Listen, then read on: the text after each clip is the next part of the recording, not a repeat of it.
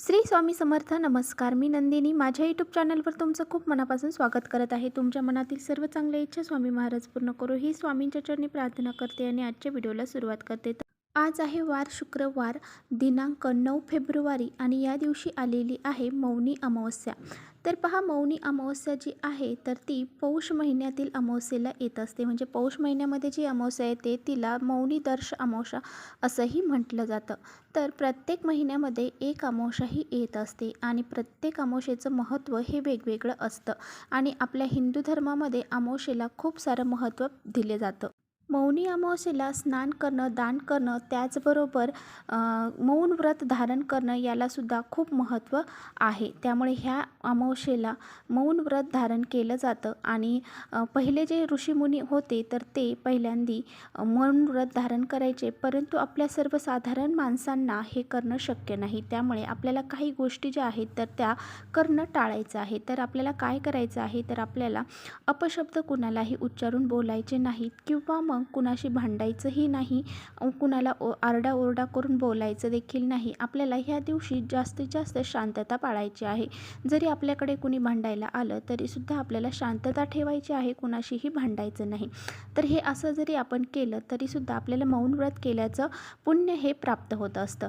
तर पहा, ही जी अमावस्या आहे तर ती अमावस्येला आपल्याला या व्रताबरोबरच काही उपाय देखील करायचे आहेत. तर संध्याकाळी आपल्याला घरातून बाहेर अशी ही एक वस्तू फेकायची आहे, ज्यामुळे पहा आपल्या घरामध्ये काही संकट असतील, अडचणी असतील, दोष असतील ते दूर होऊन जातील आणि आपल्या घराची, मुलांची, पतीची खूप सारी प्रगती होईल.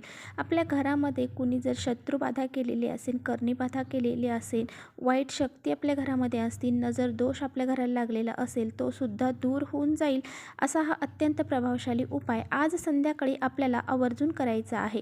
तर हा उपाय कसा करायचा आहे याबद्दलच आजच्या व्हिडिओमध्ये जाणून घेणार आहोत. त्यामुळे व्हिडिओ कुठे स्किप न करता शेवटपर्यंत नक्की बघा, जेणेकरून तुमच्यापर्यंत योग्य ती माहिती पोहोचेल. आणि आपल्या चॅनलवर जर तुम्ही नवीन असाल तर चॅनलला लगेच सबस्क्राईब करा. त्याचबरोबर अशी माहितीपूर्ण व्हिडिओ पाहण्यासाठी बेल आयकॉनलाही प्रेस करा, म्हणजे मी जेव्हा नवीन व्हिडिओ अपलोड करेन त्याचं नोटिफिकेशन सर्वात अगोदर तुम्हाला मिळेल आणि तुम्ही एकही व्हिडिओ मिस करणार नाही. आपल्या घरामध्ये काही नजरदोष लागलेले आहेत, आपली मुलं किरकिर करत आहेत, त्याचबरोबर ती कुणाचंही ऐकत नाही, अभ्यासामध्ये त्यांची प्रगती होत नाही आहे. त्याचबरोबर पहा, आपल्या घरातील जे कर्ते पुरुष आहेत ते चिडचिडपणा करत आहेत, त्यांना कोणत्याही कामामध्ये यश प्राप्त होत नाही. आपल्या घरामध्ये सतत भांडणं होत आहेत, नवरा बायकोची भांडणं होत आहेत, सासू सुनांची भांडणं होत आहेत, घरातील इतर सदस्यांची सुद्धा पटत नाही आहे.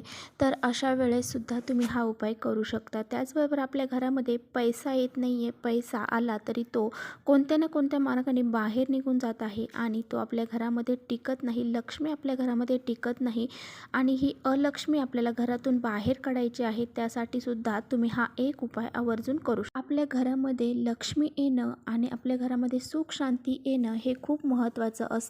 फक्त पैसा हाच खूप महत्त्वाचा नसतो, घरामध्ये सुख असणं सुद्धा खूप महत्त्वाचं असतं. बऱ्याच घरामध्ये तुम्ही पाहिलं असेल, भरपूर पैसा आहे, भरपूर साऱ्या गोष्टी आहेत, परंतु त्या व्यक्तींना सुख नाही, असं तुम्ही बऱ्याच व्यक्तींना पाहिलं देखील असेल. तर अशा वेळेससुद्धा तुम्ही असा हा उपाय करू शकता. एखादा व्यवसाय आहे, नोकरी आहे, त्यामध्ये सुद्धा तुम्हाला यश येत नाही आहे, अपयशच येत आहे, तर पहा, अमावस्येला बऱ्याचशा उपाय हे केले जातात. आपण पाहिलं असेल, बऱ्याच जणांनी आपल्या घरासमोर कोहळे हे अमावस्येला ते बदलत असतात आणि बांधत असतात.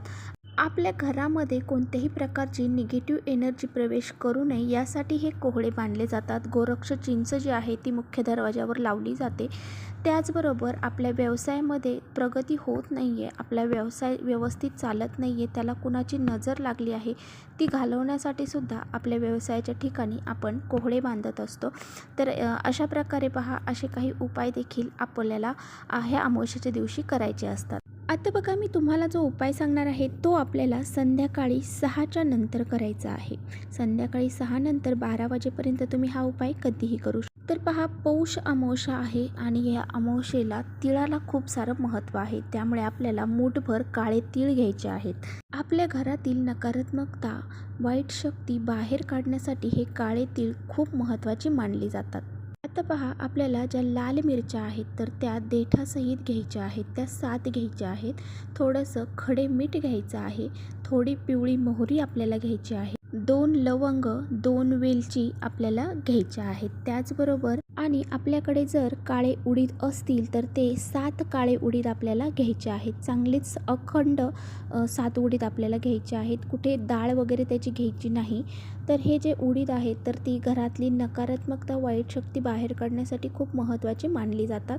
अमावस्येच्या दिवशी काळे उडदांना खूप सारं महत्त्व आहे. आता पहा, या सर्व वस्तू एखाद्या प्लेटमध्ये आपण घ्यायच्या आहेत आणि नंतर ह्या ज्या वस्तू आहेत त्या आपल्या सर्वप्रथम आपल्या देवघरावरून उतरवून घ्यायच्या. आपल्या घरामध्ये लहान मुलं असतात पहा, कायम चिडचिडेपणा करतात, त्यांना नजर लागली जाते. त्या मुलांवरून आपल्याला 7-7 वेळा उतरवून घ्यायच्या आहेत. घरामध्ये प्रत्येक सदस्यावरून आपल्याला ह्या वस्तू उतरवायच्या आहेत. आपल्या घरामध्ये जे आजारी व्यक्ती आहेत, सारखे सतत आजारी पडत आहेत, त्यांच्यावरून सुद्धा ह्या वस्तू आपल्याला उतरवून घ्यायच्या आहेत. स्वतःवरून सुद्धा ह्या वस्तू आपल्याला 7 वेळा उतरवून घ्यायच्या. आणि त्यानंतर ह्या ज्या वस्तू आहेत त्या आपल्या मुख्य दरवाजामध्ये जायचं आहे. मुख्य दरवाजावरून सुद्धा आपल्याला वरती जी चौकट आहे तिच्यापासून ते खाली उंबरठ्याला हात टेकेल अशा आपल्याला 7 वेळा त्या उतरवून घ्यायच्या आहेत. आणि त्यानंतर आपल्याला घराच्या बाहेर जायचं आहे आणि ह्या वस्तू आपल्या घराच्या दक्षिण दिशेला आपल्याला टाकून द्यायच्या आहेत. दक्षिण दिशेला एखादं घर असेल, कुणाचे कपडे असतील किंवा तुमच्या दक्षिण दिशेला जागाच नाही तर मग तुम्ही काय करू शकता, ह्या सर्व वस्तू ज्या आहेत तर त्या डस्टबिनमध्ये टाकून द्यायच्या. या वस्तू जेव्हा आपण बाहेर फेकणार आहोत किंवा डस्टबिनमध्ये टाकणार आहोत तेव्हा तिथे आपल्याला परत मागे वळून पाहायचं नाही. कारण ह्या वस्तू आपण जी नकारात्मकता आहे घरातली आपल्यातली ती सर्व त्या वस्तूंमध्ये आलेली असते आणि जर आपण परत मागे वळून पाहिलं तर त्या आपल्याबरोबरच आपल्या घरामध्ये येत असतात. त्यामुळे आपल्याला ह्या वस्तू जेव्हा आपण फेकणार आहोत त्यानंतर मागे वळून पाहायचं नाही. घरी आल्यावर हातपाय धुवायचे आणि त्यानंतर घरामध्ये प्रवेश करायचा आणि देवघरामध्ये जाऊन दिवा लावायचा आणि देवांना नमस्कार करायचा. हा उपाय केल्यामुळे घरातील वाईट शक्ती, इडापिडा, दरिद्री, दुःख, अडचणी हे अजिबात उरणार नाही. आपल्या घराची, मुलांची, पतीची खूप सारी प्रगती होईल. घरामध्ये सुख शांती निर्माण होईल. त्यामुळे असा हा एक उपाय आपल्याला आज संध्याकाळी आवर्जून करायचा. तर चला, इथेच करते व्हिडिओचा एंड. व्हिडिओ आवडला असेल तर नक्की लाईक करा. चॅनलवर नवीन असाल तर चॅनलला लगेच सबस्क्राईब करा. परत भेटूया अशाच छानशा व्हिडिओसोबत. तोपर्यंत श्री स्वामी समर्थ.